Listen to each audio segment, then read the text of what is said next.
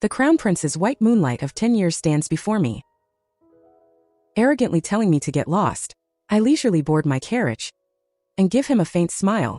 I'm so sorry, but you won't be coming back to this position. I am the daughter of Marquis Ning, trained for 10 years to be the Crown Princess candidate, and now, the Crown Prince has reached the point where he must marry me.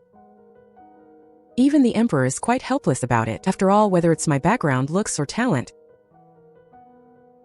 I am the most outstanding among the noble ladies. During the final selection, only the Emperor, Empress, and Crown Prince were present.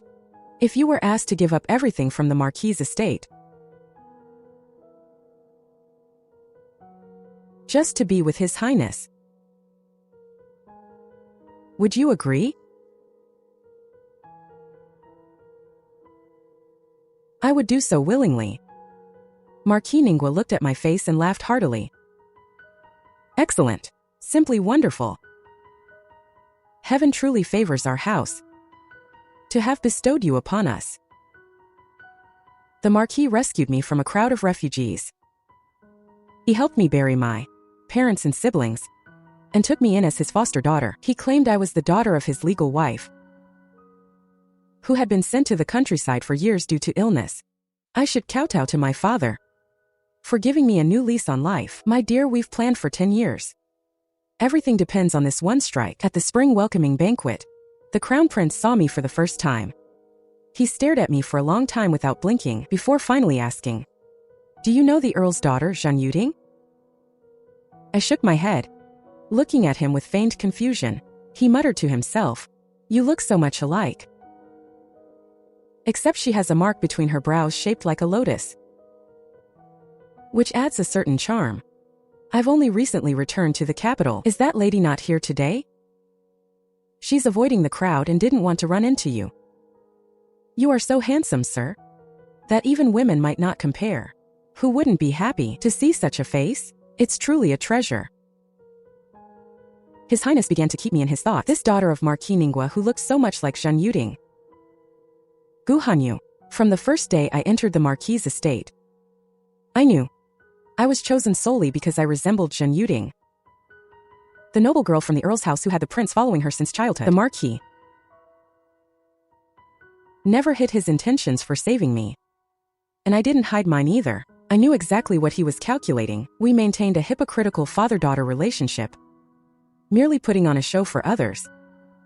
He provided for me and I helped him achieve his grand ambitions. The Marquis spent money to have someone tamper with the medicine that Yuding drank every day. Miss Zhan had diarrhea for 3 days straight, so she couldn't make it to the spring banquet. The love-struck prince assumed she was just avoiding him. What noble lady wouldn't be wary of him? If you get too close, scandals start flying the next day, and a single slip-up could implicate your entire clan. But I was different. I pretended not to know he was the prince. I just treated him like a wealthy young gentleman. This clay pot chicken was made by an old palace chef. Try some. The prince gently picked up a piece of meat. There's also some chestnuts. I'm grateful for your kindness, sir, but I prefer chestnut chicken without the chestnuts. This dish is fragrant but not greasy. The flavor is excellent, but I believe fresh shrimp should be steamed. Only poaching them preserves their freshness.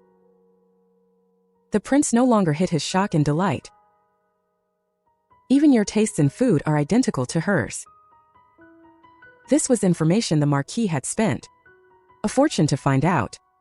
I knew his habits better than he did himself. Then I must truly share a fate with that lady.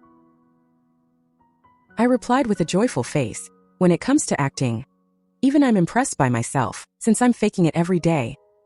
It's hard not to become an expert. After the spring outing, word spread through the streets. The Marquis' daughter looked 80% like Zhan Yuding, and she played music with His Highness quite happily. The whole city was gossiping about me, saying the prince saw me as a more submissive version of Zhan Yuding. The Marquis punished me with confinement for this, claiming I had damaged the dignity of his house. The prince felt guilty. He bribed the servants in the estate to bring me a pair of white magnolia earrings. At the birthday feast for the old lady of the British ducal house, the noble ladies were all decked out in gold and silver. Flaunting their status, I only wore that pair of white magnolia earrings. That was the first time I met Zhen Yuding. Her eyes were filled with frost. These were a gift from His Highness, weren't they?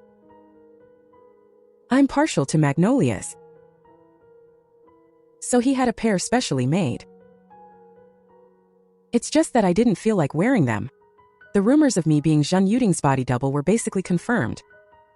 During that time, the noble ladies of the city in their spare time always mocked me for being a blind imitator.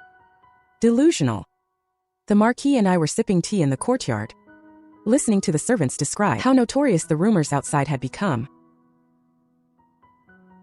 Release more deer into the woods. Prepare for the hunt.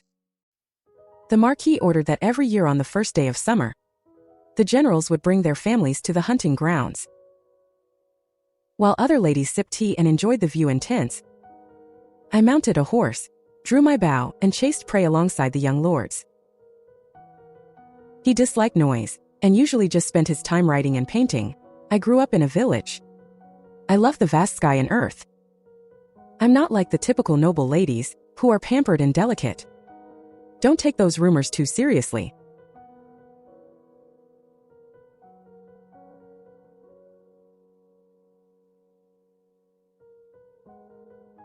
I met Zhen Yuding again. At the banquet of Lady Boyang, the Empress's elder sister. This was my first time participating in a literary gathering. I ended Zhen Yuding's long-standing winning streak. I took first place. Lady Boyang praised me. She can write poetry when quiet, and shoot arrows from a horse when active. She's the cream of the crop among this generation of noble ladies. But her dress is indeed a bit plain. She doesn't look like the daughter of a high official. My most precious items are gifts from the imperial family. His Highness pitied my weak health as a child and gave me these magnolia earrings for protection. I should cherish them. Because these magnolias are simple, only light makeup suits them. Lady Boyang, of course, knew the story behind this. She said with a smile, fresh and refined. It suits you well. Someone go fetch my jade hairpin. This piece is elegant with a white base, clean green strokes, and the inset stone looks like a wisp of cloud. It's even inlaid with gold leaf, exuding luxury. It was a gift to me from the Empress Dowager, the only one of its kind. It looks like a perfect match for your earrings. I'll give it to you. As the event ended, I brushed past Zhen Yuding. I whispered, white magnolias aren't just noble, they also bring good fortune. There's a type of person in this world who, rather than taking the gold directly, prefers to watch their target fall into a trap. Zhen Yuding was exactly like that. Even if she pretended to be pure, she couldn't help but covet the position of the legal wife. But she was more addicted to being pampered by the prince, becoming the focus of everyone's envy and the absolute center of conversation. When the prince looked at Zhen Yuding, his devotion was clear as day. In the heat of summer, he'd bring chilled ice blocks. In the dead of winter, he'd offer his own hand warmer. Zhen Yuding accepted everything, yet insisted on keeping her distance from the prince, as if she were avoiding gossip. If I hadn't arrived, the prince might have remained a backup forever, thinking the fruit he couldn't reach was the sweetest. But I appeared, and I was even better at acting than she was, a woman who hides her ambition and calculations deep in her heart. I understood how to satisfy the elites in high society. Like Lady Boyang. No matter how much the outside world mocked me, as long as she believed I was bowing to authority, obediently submissive to His Highness, and showing off imperial gifts, that was enough. Zhen Yuding's silliest flaw was that, while she held the prince's heart, she trampled on the pride of other royals. From that day on, with Lady Boyang's backing, no one dared to talk nonsense anymore, and I transformed into the most sought-after guest in social circles. Whether it was writing, archery, tea, or poetry, I could handle it all with ease. Time passed day by day. What remained unchanged was the favor I secured from the imperial family. Those magnolia earrings and the jade hairpin. I stayed from midsummer until late autumn. That day was when the noble ladies paid their respects to the Empress. The Empress looked at my clothes and smiled. The girl looks refreshing. But you should wear some silks to show your noble status. My father always says gold and silver are just fleeting clouds. Too much is useless. He told us that instead of luxury, we should aim for propriety. Everything in our house is a gift from the Emperor. We must always remember that, and never be wasteful. The Empress was very pleased. She is indeed as obedient as my elder sister said. When I left, she gifted me a carriage full of gold and jewels and sent her personal maid to deliver words of encouragement. The girl is at her most radiant age now. She should naturally dress more vibrantly. Zhen Yuding must have come as well. Simply because of our family ranks, I am seated ahead of her. Her Highness hasn't experienced much with similar looks. She wouldn't bother to take a second glance. Autumn has arrived, and Lady Boyong is hosting a banquet at home, inviting the elite to eat crab, admire flowers and write poetry. This time the Crown Prince came again. The last poetry gathering made me the center of attention. This time Zhen Yuding switched to painting chrysanthemums. She made her painting look extremely elegant and simple. The Crown Prince praised her, saying, "Miss Yuding's painting wouldn't fall short even compared to the master's." She stared at me with a face full of pride, as if saying, "Look at this." With just a little effort, the Crown Prince comes running to me. Following his gaze, the Crown Prince looked toward me too. This time I didn't wear those gifted magnolia earrings. Instead, I changed into the jewelry and clothes bestowed by the Empress. The Crown Prince's expression immediately turned disappointed. After all, he knew very well that I cherished those earrings dearly. "Miss Hanyu, do you understand painting? I heard from your aunt that you are very talented." I wouldn't know. In front of Sister Yuding, I'm just an amateur showing off to a master. Zhen Yuding was overjoyed. When leaving, she held her chin high and nearly tripped getting into the carriage. The sky was high and the clouds were pale. I went fishing outside the city with the Marquis of Ning. We caught many fresh live fish. The Marquis sent a basket of fish to the Crown Prince's estate. He also sent the calligraphy rubbings the prince had been looking for. The master ordered the prepared scroll to be taken from the study. This servant was blind and grabbed the wrong one. "It's fine. I've come to visit today to ask about the origin of this autumn harvest scroll. It is indeed a top-tier masterpiece. It was painted by Hanyu after she returned from fishing. It depicts the autumn harvest scene outside the city. I'm sorry to have the prince see such a joke. The Marquis is too modest. Miss Hanyu's skill rivals that of the great masters. If I have time today, I must ask Miss Hanyu for a few tips." After seeing that painting, the Crown Prince couldn't stop thinking about it. Every few days he used excuses like looking for scrolls or martial arts, or playing go to drop by the Ningguo mansion. But as luck would have it, the autumn frost was heavy and the wind strong. I caught a bit of a cold. It wasn't proper to receive guests, so I never came out to meet the Crown Prince. But recovering from illness was boring. I had to find some fun. So I painted a few pictures. They were all chrysanthemums and red leaves, autumn geese, and a girl looking at the scenery from a window while ill. The Marquis of Ning loves his daughter. He hung these paintings in his study. Looking at them every day was like seeing his daughter. As a result, the Crown Prince commented on every single one. The more he praised my work, the more he wanted to see me in person. I calculated that the timing was just about right. The Marquis of Ning began to host a grand banquet for guests.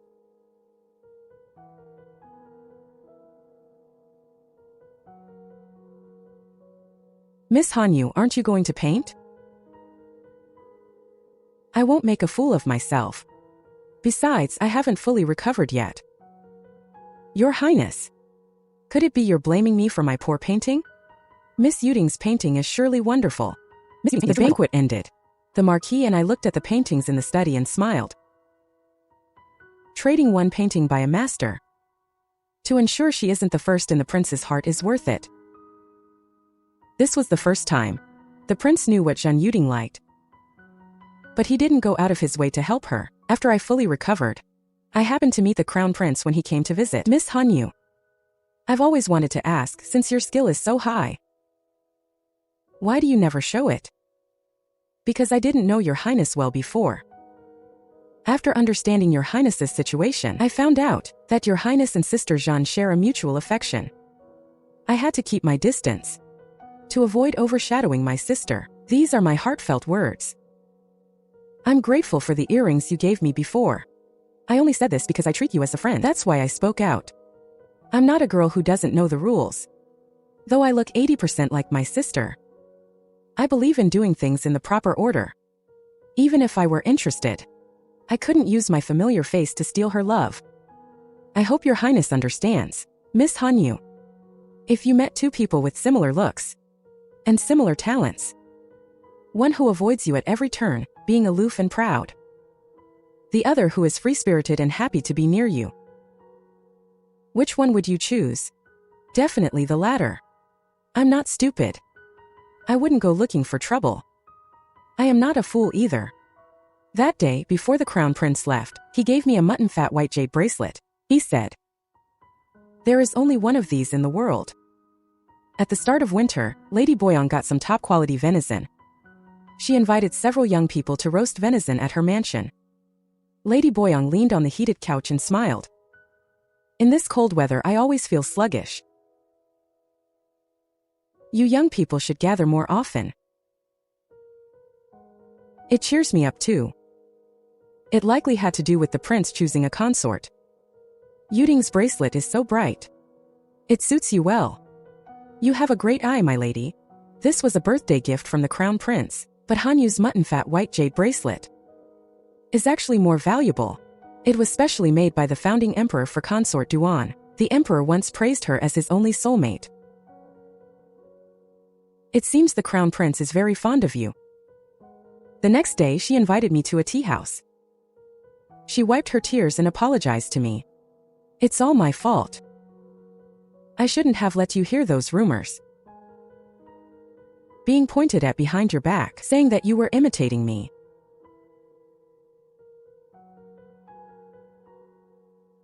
From now on, we are true sisters. If anyone spreads rumors again, I will tear their mouths apart. Sister, our bond was destined by heaven. Being on good terms with you is my good fortune. In the end, I'm the one who wronged you. You are the daughter of a marquis. To be used by the prince as a tool to spite me is truly unfair. I know you have your pride. There are plenty of good men in the world. You must never be someone's substitute. It was my birthday a few days ago. The prince sent several carriage loads of gifts. But I was thinking of you. How upset you must have been. My dear sister, I'm only saying this because I care about you. If you trust me, I will go and plead with the prince for you, to have him set you free, to make him realize you are the noble Gu Hanyu. He was certain that with my family and looks, I would never settle for being a substitute, but he was wrong. I was actually quite happy about it. Then my dear sister Yuding invited the prince for a romantic outing, and then all my difficulties and dissatisfaction were all poured out to the crown prince. To be honest, it didn't matter how she made things up. I couldn't wait for her to talk nonsense. The more ridiculous, the better. I had someone pack the jade bracelet and send it back. But I kept the magnolia earrings. While my brother was discussing business with the prince, I sent someone to call him back to the mansion. Lord Marquis, the young lady has cried herself unconscious. Lord Marquis, I bowed my head to the crown prince. The crown prince's figure froze as he turned to leave. That day, the crown prince was slightly stunned, but in the end, he left without looking back. I knew that to shatter the ideal in his heart. This wasn't quite enough yet, but it's fine. As long as a crack appears, a total collapse is only a matter of time. The crown prince never came to see me again. Instead, Jean Yuding visited very frequently. I never turned her away. Instead, I always stayed close to her.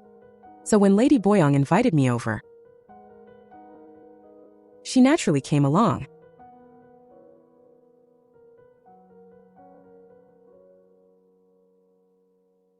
Hanyu, you know the story of the farmer and the snake, right? Sometimes don't be too good to people. But Sister Yuding is the prince's favorite. She lacks for nothing. She has nothing to gain from me. When Zhen Yuding returned, Lady Boyang said casually, Han Yu, my girl. Your indifferent, non-competitive nature is just like the Empress. My sister was also like that back then. Who would have thought heaven would favor her and make her the Empress? These words completely shattered Zhen Yuding's sanity. No one can predict fate. Zhen Yuding understood this better than I did. To her, I was the great variable she never expected. And the only way to get rid of this variable was to make it cease to exist. In the 10 days after returning from Lady Boyang's house, Zhen Yuding never invited me again. I guess she was planning something in secret. Sure enough, she sent someone to tell me the lake outside the city was frozen over. She asked me to go skating with her. Zhen Yuding was dancing on the frozen lake in her skates. Then she pulled me along to skate with her. She was acting so warm and friendly, as if we'd known each other for decades. When we were almost at the center of the lake, she grabbed me tightly and started spinning me around. Maybe she got dizzy from the spinning. She let go of my hand, and I slid straight toward the middle of the lake. Cracks immediately spidered across the ice beneath me. I knew in my heart, this was exactly what that woman had planned. These cracks were like the doubts in the Crown Prince's heart, slowly spreading out. Then they grew wider and wider. I pretended to trip, slamming down onto the freezing ice. I clung desperately to a floating chunk of ice, trying my best to stay steady, with my body pressed against the ice. The cold pierced through to my very core. But I understood. This was a once-in-a-lifetime opportunity. I waited and hoped for His Highness to appear. When I saw the Crown Prince leading his men, rushing over at the sound of her cries, I let myself slip off that sheet of ice and sank into the icy hole. I rarely use such self-harming tactics. It takes too much of a toll on the body, but since the opening was there, I had to make the most of it. When I opened my eyes, I was lying in bed at the Marquis' manor. They said His Highness was the one who carried me back. He's still waiting outside right now. I'm grateful to Your Highness for saving me. I originally intended for you to admire my sister's dancing. I never expected to cause all this trouble. You're from the south. You could have just declined the invitation. My sister has been in high spirits lately. She hasn't been losing her temper with Your Highness like she used to. Han Yu thought that as long as my sister was happy, she and Your Highness could enjoy a long and loving relationship, so I didn't want to spoil her fun. You treat her like your own sister. But she hasn't spared a single thought for you. From that day on, His Highness sent servants every day with bird's nest and tonics. Meanwhile, I just kept playing the part of the frail invalid, blocking Zhen Yuding's hypocritical visits and apologies. Just after the second day of the new year, the capital was at its liveliest. From morning till night, every household was hosting guests. For this banquet, I took full charge of the arrangements. Usually for officials, their daughters are always too reserved. They never show off their management skills to outsiders. Even if the guests were surprised that an unmarried girl like me was running the household, everything I arranged was perfect. A single plate of roasted lamb beat the best restaurants out there. And one by one they were all impressed by me. Yesterday it was the Count's Manor's turn to host, and Zhen Yuding also stepped up to manage things. Even if she cooked every single dish on that table herself, she still couldn't catch that first wave of popularity, so everyone in the capital is saying Zhen Yuding is just copying me. She saw how much fame I was gaining, and as if she'd lost her mind, she immediately copied me. But how could she ever be compared to me? I am the legitimate daughter of the Marquis' manor. In terms of social standing, she's already a level below me. See how quickly the tables have turned. In just a single year. On every street and alleyway, I've gone from being a shadow to the one everyone imitates. At the critical moment when the selection list for the prince's consort was being finalized, everyone was being cautious and stopped going out. On this trip to the palace, though I'm afraid of those gossips saying that I'm here to flatter Your Majesty, I feel that no matter what position I hold in the future, I will always have Your Majesty in my heart. As long as you are here, I must follow the traditions of our ancestors and come to pay my early New Year respects. All the girls in the city are on edge, their minds entirely focused on the Eastern Palace. Only you are dutiful and well-mannered. I stayed and chatted with Her Majesty for a good while longer. When Her Majesty grew tired, she sent for the Crown Prince to personally escort Hanyu out of the palace. On the surface, His Highness picks the candidates, but in the end, it's the Emperor and Empress who make the decision. Your Highness, Hanyu is also on the selection list. In the past, you always complained that my sister was avoiding you. I thought that since I look like her, being able to ease your Highness's worries is my good fortune. So even though I knew this magnolia pendant was made for my sister, I insisted on wearing it. Even if your Highness treats me as my sister's shadow, it's worth it. As long as your Highness is happy. Now that you and my sister have cleared up your misunderstanding, there's naturally no need for me to stay by your side anymore. I wouldn't want my sister to see us and get upset. Did she teach you to say these things? I thought of them all myself. I originally hoped that by being a shadow, I could at least get a little bit of your Highness's favor. But now the real one has returned to her place. What if I didn't treat you as her shadow? Would you be willing to stay? I never dared to imagine such a day would come. To say you didn't dare to imagine it means you've thought about it. The list for the selection is out. Both Zhen Yuding and I are on it. It's all within expectations. Lady Boyang is in charge of the first round. She knows the looks and temperaments of every girl in the capital. The second round after the preliminaries will be judged by the Crown Prince and the Empress together. Finally, there's the final selection, where the Emperor makes the final call. I've already figured out these rules. That's why I said those things on purpose. I want the Crown Prince to keep this in mind. After the first round, the girls who advanced to the interview were arranged to stay in the palace together, to wait for the interview in 3 days. Zhen Yuding paid a bribe. The head maid is staying in the same room as me. This outfit was prepared by my mother. I heard the Empress favors emerald green. This style is also a favorite of Lady Boyang's. They say it's the trend in the palace. Even these jewels were previously gifted by the Empress herself. If you wear this outfit, sister, won't victory be guaranteed? Sister, have you forgotten what we talked about before? In my opinion, it's better if you wear this dress. When you become the primary consort in the future, it will bring honor to me as well. If you don't believe me, then wait until I've dressed myself up. And after the interview is over, I'll help you with your accessories. My dear sister, I certainly believe in your sincerity. Then thank you for your help.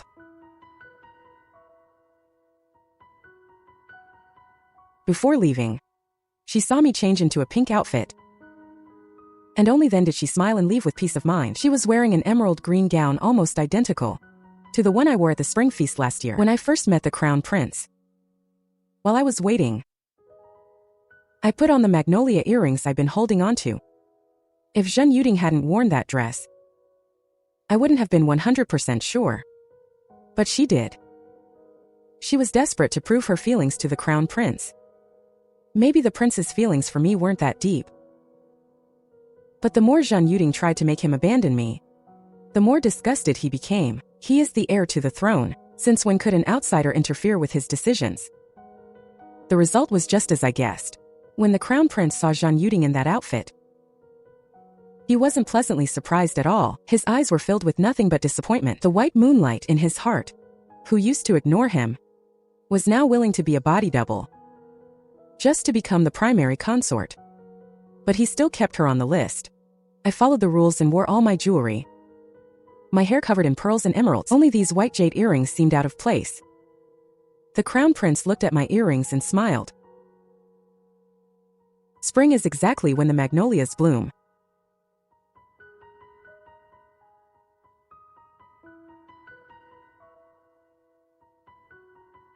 Zhen Yuding wore my clothes and imitated my mannerisms. But the Crown Prince was furious. The interview ended. Only 4 girls remained. There's still a month until the final selection. Word spread through the streets about the Zhen girl. She used unscrupulous means to climb the ladder, even stealing our young lady's clothes, hoping the Crown Prince would mistake her for Gu Hanyu. I suspect this was my father's doing. Ha ha ha ha. It's nothing more than spending a bit of silver. After all, the Count's manor has always owed me. If it weren't for me, they never would have escaped so easily back then. Before the final palace exam, the crown prince couldn't leave the palace. Except for his confidants, no one was allowed near him. As the flowers bloomed in the warm spring, I invited Zhen Yuting to fly kites by the lake. Zhen Yuting's expression was very dark. She had regained her former arrogance. I treated you like my own sister. I never thought you'd actually plot against me. Sister, what do you mean by that? I've become the laughingstock of the whole capital now. You must be feeling very smug. I thought you were being sincere, but it turns out you were just playing me for a fool. The Empress really does favor emerald green. Weren't you kept on the list just like me? Who is replacing whom? It doesn't matter, aren't we sisters? That day you fell into the icy lake. The crown prince arrived so quickly. You were the one who sent for him, weren't you? Otherwise, I would have drowned in that icy water. And that wouldn't have broken your heart, would it? Sister, did you really think that just because we aren't blood related, we couldn't be true sisters? Forget it. I'll see you at court. I hear the Emperor still has many things to investigate. I need to go back to my room and prepare. You had this all planned out, didn't you? All that acting, playing the victim and being so considerate, it was all a calculation. Don't even dream of becoming the crown princess. I'll expose you for sure. I'll make sure everyone sees who you really are. The position of crown princess has always been reserved for me by the prince. I'm the only one he thinks about day and night. You'd better get lost. I'm truly sorry. But you won't be sitting in that seat. Why talk about being sisters? There's no such thing as family that only exists in words. The Marquis of Ning is my biological father. But so what? I'm looking forward to the day he completely falls from power just the same. Yuting's mind was a mess because of me. All she could think about all day was how to expose me to the crown prince. Meanwhile, I spent my days taking care of my skin, practicing my etiquette, and figuring out how to answer the emperor. On the day of the imperial audience, the Marquis of Ning personally escorted me to the palace gates. He wore a slightly worn deep blue robe. His eyes were full of fatherly affection. He watched as I was led into the palace. In the court, candidates were lined up according to their family status. We stood in an orderly row, from left to right. I was first in line. Gu Hanyu, 17, legitimate daughter of the Marquis of Ning. The Marquis really knows how to raise a daughter. She's beautiful and well-mannered. The Empress and Lady Boyang always praise your obedience. I am slow-witted, I replied. The Empress is the mother of the nation. Naturally, she cares for all her people. Lady Boyang is kind-hearted. She felt for me because I was raised in the countryside, so she showed me extra concern during the banquet. What the Emperor wanted to find out was nothing more than whether the Marquis had tried to win over the Empress and Lady Boyang. I heard from the prince that you are a great painter, and that you are well-versed in poetry and song. My father always says he is a simple man. He only knows how to fight wars. He is not a man of letters, so he had me study and learn to read, to understand reason and propriety, to know when to yield for the greater good, so that I would never overstep my bounds. If you were asked to give up everything in the Marquis' estate just to be with the crown prince, would you be willing? I would. Setting Zhen Yuting aside, I didn't care about the other two candidates at all. Zhen Yuting stood beside me. The Emperor looked at her and smiled. She looks a bit like the Marquis' legitimate daughter. I saw Yuting's expression change. People used to always say I looked like her. After kowtowing, Yuting whispered. The prince also said that Sister Gu looks like me. She was desperate to prove to the prince that I was the one imitating her, that I was trying to replace her, but as usual she forgot that the Emperor is the one who has the final say here. The Emperor's face turned grim. He had never been insulted like this before. The Empress said coldly, "They do look alike. But she isn't as sensible or well-behaved as Hanyu." Zhen Yuting stood frozen in the hall. Only then did she realize she had spoken too quickly. She hurriedly looked to the crown prince for help. The prince had already seen through her. He saw her desperate attempts to prove I was imitating her, and her schemes to force me to withdraw. So regarding Yuting's plea for help, he didn't react at all. His white moonlight had shattered into pieces. Sometimes I wonder if Yuting hadn't been forced to reveal her hidden ambition, and had remained cold and quiet, preserving the prince's idealized image of her. Maybe the prince would have kept her as a concubine. But she was too afraid of being replaced by me. Afraid of losing power, she completely exposed herself. The more she tried to mimic my way of clinging to the prince, the more her ambition showed. The prince's affection and illusions regarding her had long been on the verge of collapse until the imperial audience she spoke over the emperor to mention the prince Shen Yuting was seized and dragged out of the palace gates. I was escorted by the empress's personal senior maid. I left the palace in a small sedan chair. The Marquis was very pleased with my performance. The next day, the emperor's personal eunuch arrived with a decree. I was appointed crown princess. This time, the prince did not take any concubines. Rumor has it that the many letters Yuting sent to the prince were all returned. The officials who were once close to the count's estate now flocked to the Marquis of Ning's estate. But the Marquis refused to see any of them. On the wedding day, I will surely invite you all to gather. Right now, in the entire Marquis' estate, every move is under strict surveillance. The dowry the Marquis prepared for me was a lot compared to an ordinary family. But by the standards of a Marquis, it was meager. He wanted to maintain his frugal persona until the very end. Of course, I was willing to play along. Father, now that I am entering the palace, I don't know when we will meet again. Could I take a few of your personal items as keepsakes? This display of father-daughter devotion even made the emperor sigh with emotion. It really is better to have a daughter. The prince weds and the Marquis marries off his daughter with a city full of red dowry. Alms were distributed in universal celebration. The guests departed late at night. I sat quietly on the luxurious wedding bed, waiting for the prince. The prince slowly lifted my bridal veil. Smelling slightly of alcohol, he said, "Good. Hanyu, you are beautiful." After a night of passion, when the prince woke up, I was curled in his arms. I was holding onto his arm tightly. "What's wrong?" "Afraid I'll run away." Hanyu never dreamed that I would end up with you, Your Highness. I'm just afraid it's all a dream that will vanish when I wake. Don't be afraid, Hanyu. It's you I want, not anyone else. You are like that mutton fat jade bracelet. One of a kind in this world. No one can replace you. 2 months after becoming crown princess, the Marquis sent someone to urge me to take action. The Marquis is more greedy for wealth and power than anyone. His pretense of being frugal and submissive was only to put the emperor at ease.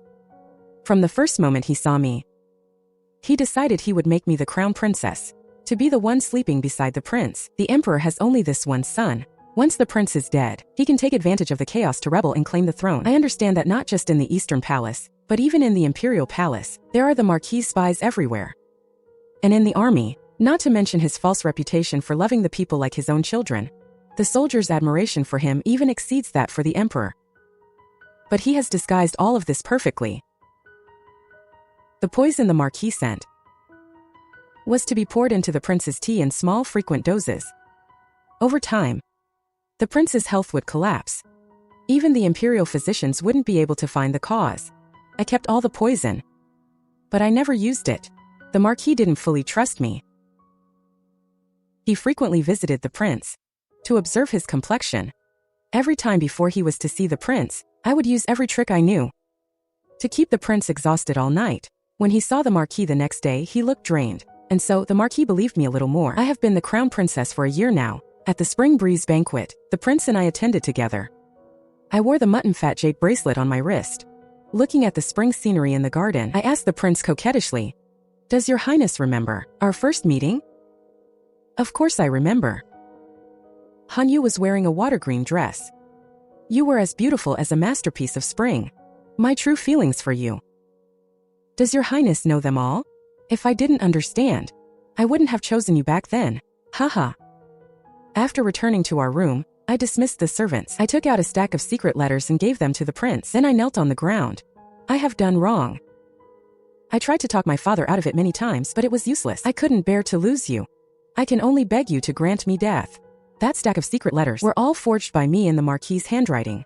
The letters pressured me to conceive, so that once a grandson was born, the prince could be killed, and the Marquis could personally assist the grandson in taking the throne. This was the Marquis' plan all along. I removed all my jewelry. Ever since I became crown princess, my father's ego has grown. I don't know who provoked him, but it led him to the idea of rebellion.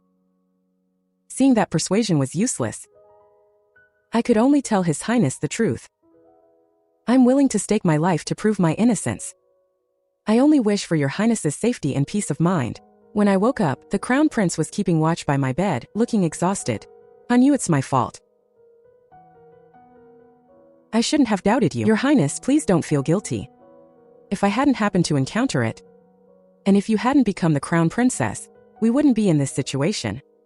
My husband, I know right from wrong. As long as the people can live in peace, and the emperor, empress, and your highness are safe, I am willing to do anything. If you consider me your husband, you must not hide anything from me. Marquis Ning isn't your biological father, is he? You mean, I've already sent someone to investigate.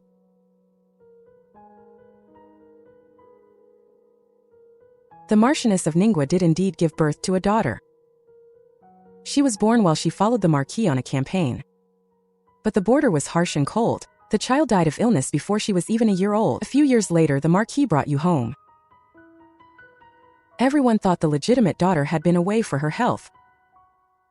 Did you know all along? Why I didn't care about your family background at all? It's you that I value. It's true that I used to admire Yuting. But later my heart gradually shifted entirely to you. Every word and action of yours, your joys and sorrows, I keep them all in mind. When I planned to take Yuting as a concubine, I knew you must have felt wronged in your heart. So I didn't take any concubines. We've been married for a full year now. This is the first time the crown prince has spoken of this. Just after the selection ended, I had already figured out your background. The emperor knows as well. During the grand exam yesterday, he asked if you could cast aside the Marquis's manner. Do you not despise me? I am a heartless person. Marquis Ning raised me for 10 years.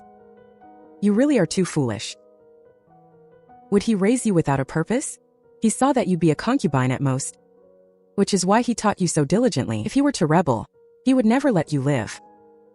I've been pondering for a long time. So what do you plan to do? I have countless tricks up my sleeve, but I won't say a word. I must make the crown prince believe that from start to finish this was all the Marquis' scheme, and I am merely a pitiful pawn. His love for me will then be layered with pity, and he'll use his head a bit more to separate me from the Marquis. The evidence is insufficient. I must wait a bit longer. The evidence is insufficient. Then I'll hand the leverage to you. The next day, the prince's confidant intercepted a letter. It was sent by Zhang Yuting to Marquis Ning. She feared her sister was only enjoying her luxury, forgetting her family and the Marquis. If I can lend the Marquis a hand, I hope he won't forget the status he promised me. Zhang Yuting had practiced for 10 years. But handwriting is very easy to forge. The situation at the border became critical. Marquis Ning was entrusted with a heavy responsibility to lead the army into battle. As soon as he led the troops out of the capital, the prince immediately sent men to gather the soldiers' families and brought them into the palace. Every relative's personal belongings were taken. As soon as the Marquis's troops entered the Great Canyon, they were surrounded by the hidden royal guard. The royal guard held the belongings of their relatives. No matter how loyal those soldiers were to the Marquis, they still cared for their families. One by one, they threw down their swords and surrendered. Marquis Ning was quietly escorted back to the palace. The remaining men were led by the prince's subordinates to continue the war. Meanwhile, I used my title as the primary consort to send an invitation, asking the Zhen family over for a chat. Zhang Yuting was dressed very provocatively, winking flirtatiously at the prince. Unfortunately, she was dragged away before long. A few days later, rumors of Marquis Ning's death at the border spread throughout the city. Old man Zhen was heartbroken over his friend's death, and the prince finalized the matter. As expected of the crown prince, he acts swiftly. I knew I didn't have the power to take down the Marquis myself, so I had to borrow someone else's blade. The Marquis's expectation for me was to be the crown prince's woman. As for being the wife or a concubine, it made no difference to him. However, from the moment I met the prince, I knew I had to be the primary wife. I wanted his heart to belong only to me. Therefore, step by step, I shattered his good impression of Zhang Yuting, steadily replaced her, and squeezed into his heart. I've never been a kind person. Maybe I was once, but since entering the Marquis's manor, everything changed, because I understand that kind people don't always get rewarded, and the soft-hearted can't get things done, nor can they get revenge. To comfort my biological father, for his service to the court, the emperor rewarded me with many things. Dressed in fine silks, I stood in the dungeon, staring at the disheveled Marquis Ning. He had long since lost his former prestige. I never expected to be outsmarted by a brat like you. The Marquis said coldly. I opened the food box. Marquis, please eat while it's hot. I made this myself. Eat your fill before you pass away. You poisonous little woman. Have you forgotten who rescued you and raised you for 10 years? Of course I wouldn't dare forget. It was your prestige, Marquis, from your many battles. Marquis Ningwa embezzled the court's relief funds and held back the troops instead of providing aid, costing my relatives their lives, feeding me the last bit of food. My brother held me up even as his body went stiff, just so I could be found by someone. I would never dare forget that. The Marquis's face changed drastically. How could you know? I haven't had the chance to thank you yet. Seeing how well I'm living now, my parents' spirits can finally rest in peace. Uncle Jean, where do you think people will choose to bury you? In a scenic forest? Or in a desolate, endless field? What exactly do you want? Uncle Jean, you have a short memory for a man of your status. How can you not remember? 10 years ago, you consulted a diviner and chose a mountain for your ancestral tomb. Ignoring the local government's warnings, you began construction. A landslide triggered by heavy rain and mud flows destroyed more than 10 villages. Do you still remember that? To keep the news from spreading, you lied and said 10 villages were only one. You even gave all the disaster relief money to my dear father. Did you ever think of those homeless victims? During my 10 years in the Marquis' manor, I learned everything I could. I never felt tired. When I close my eyes, I see the shadows of my parents and brother. I have never dared to forget. When I learned that Marquis Ningwa wanted me to use my resemblance to Zhang Yu to become the crown princess, I knew that my chance for a good show had come. I successfully made the prince fall in love with me, and trust me, I successfully used his power to avenge my family. I thought about revenge tens of thousands of times, planning to leave once it was done. But I couldn't bear to leave the prince, even though it started as a scheme. In the end, I truly fell in love with him. Congratulations, Your Majesty.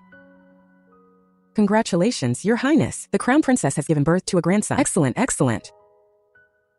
Hanyu, give our baby a nickname. Hunye. I hope everything goes smoothly for him, and that he'll always have his parents and family by his side. May he never have to taste the suffering his mother once endured, and may he live a stable life without needing to be on guard. All right, Shunji it is.